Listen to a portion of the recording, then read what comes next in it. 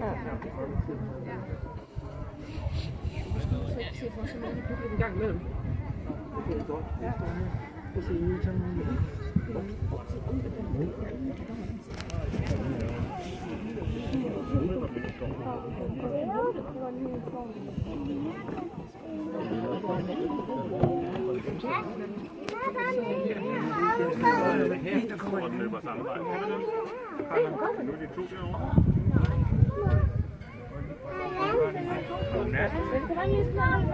hun har bare lagt sig på velfærd.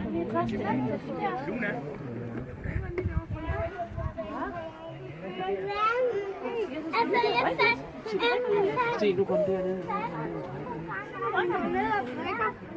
Jeg har noget bræk her. I kan jo ikke anerkende.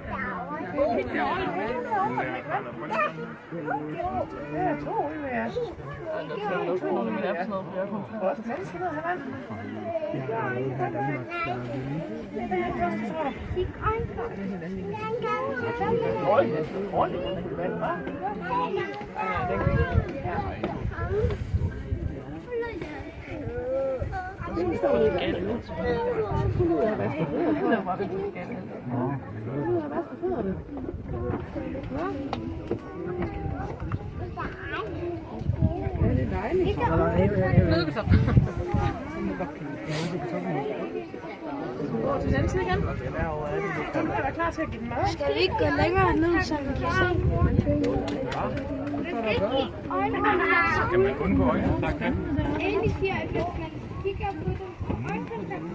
Prøv at se nu. Jeg er stærkere end dig. Jeg er farligere end dig. Se, der er to. Nej, der er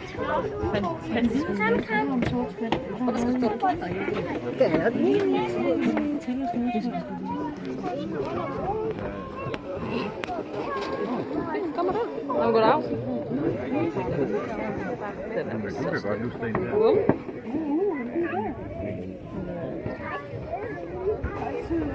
Den har ikke den der lange talje. Det er meget bedre.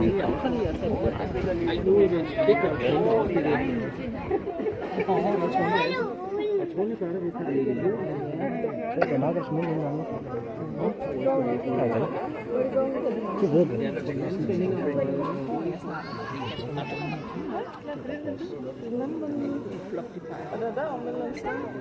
Den er meget slange end de andre.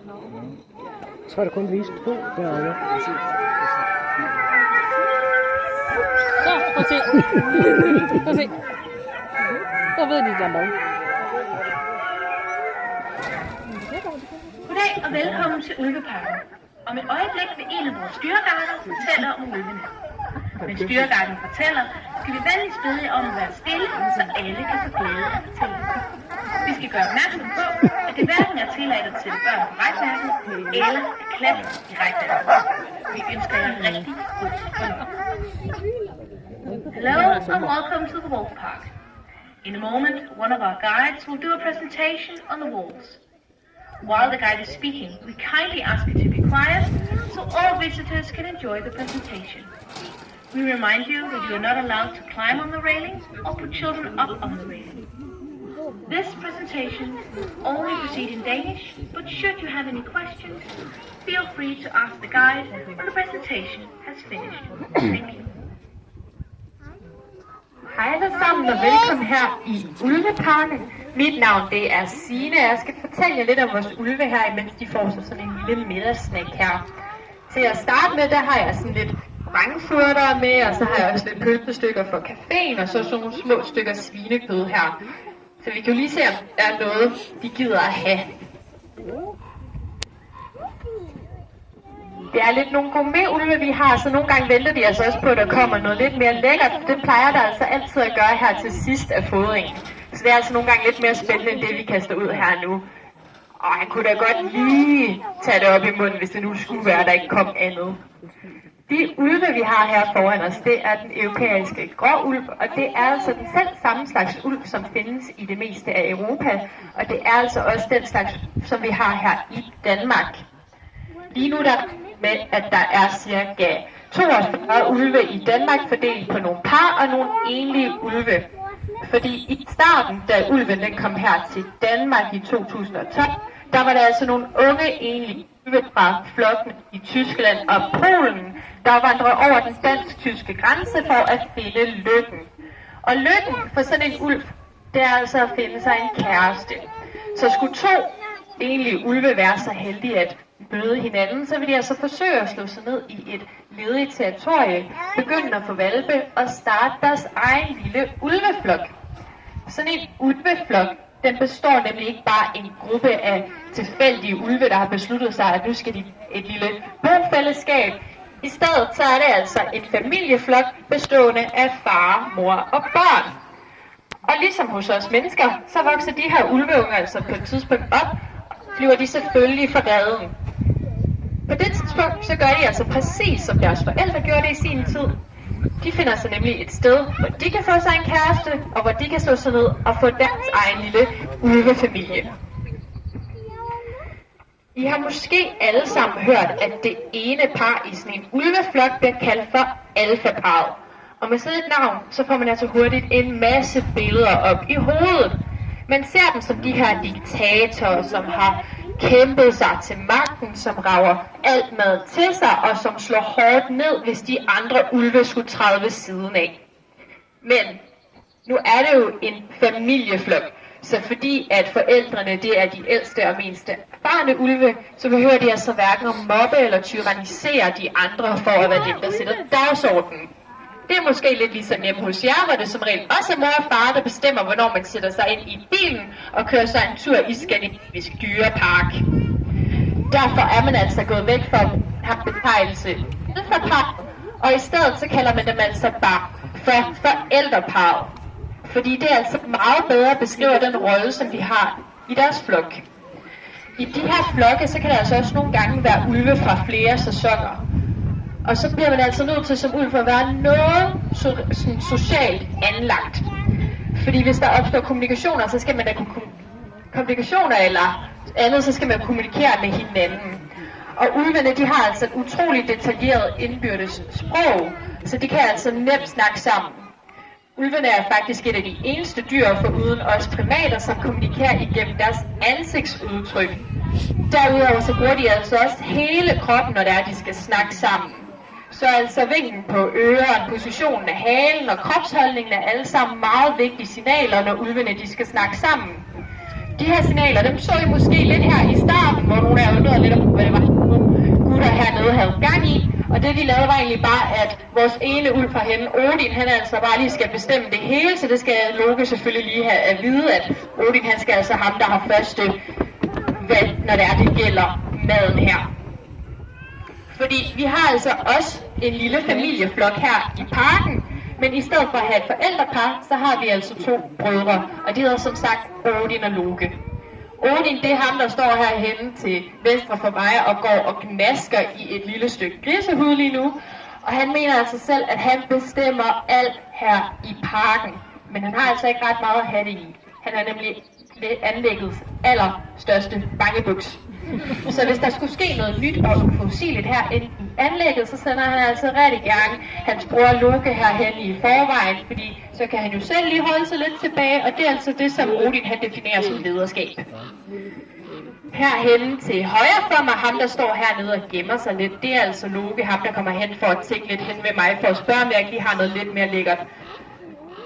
Og det gør han, fordi han er altså et kæmpestort medøre. Derudover, så er han altså også en lidt mere rolig ulv end ham Odin derhenne, så hvis der skulle ske noget nyt, så sker der jo nok heller ikke ret meget ved det. Og fordi han er sådan et madøre, så kan I for det første se, at det primært er ham, der render rundt her og snuser efter maden. Og det er fordi, når der er serveret, så spiser han så rigtig gerne, indtil hans mave er helt udspilet som et trommeskind.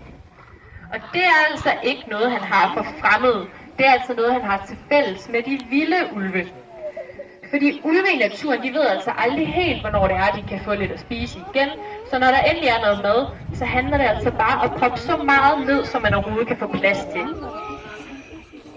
De her enlige ulve, som render rundt her i Danmark, de spiser primært små ting som mus og hare, og så kan de da også godt, hvis de er heldige, lige få ramt på et lille bitte dyr.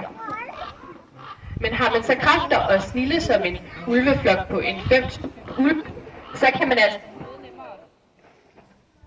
den har det med at falde lidt ud her. Men så har den altså noget nemmere ved at få ramt på lidt større byttedyr, som for eksempel nogle krondyr eller nogle elge, og altså også op på 300-400 kilo. Når de her ulve så har fået ramt på de her dyr, jamen så starter deres yndlingsaktivitet altså, og den består af simple ting. Først så spiser de, indtil de overhovedet ikke kan få mere med ned i maven. Så ligger de altså bare og bøvser den af en halv times tid. Og så sover de så lige en 22-23 timer.